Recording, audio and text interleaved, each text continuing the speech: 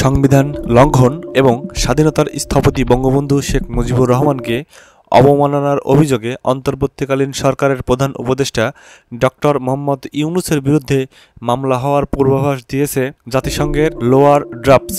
এছাড়াও জাতিসংঘ থেকে জানানো হয়েছে, যদি শেখ হাসিনার পদত্যাগপত্র হস্তান্তর করা না হয় তবে ক্ষমতা পুনরুদ্ধারের ব্যবস্থা নেওয়া হতে পারে।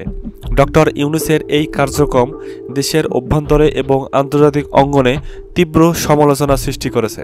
অন্যদিকে শেখ হাসিনাকে পুনরায় ক্ষমতায় ফিরিয়ে আনতে আওয়ামী লীগের নেতাকর্মীরা ঢাকার মিরপুর সহ দেশের বিভিন্ন স্থানে দফায় দফায় মিছিল করছে। এই পরিস্থিতিতে দেশজুড়ে রাজনৈতিক অস্থিরতার ইঙ্গিত দিয়েছে বিশ্লেষকরা।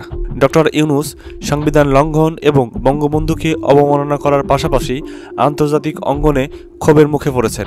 তার বিরুদ্ধে মামলা এবং বর্তমান রাজনৈতিক সংকট নিয়ে আরও বিস্তারিত জানতে পরিস্থিতি নিবিড়ভাবে পর্যবেক্ষণ করা প্রয়োজন।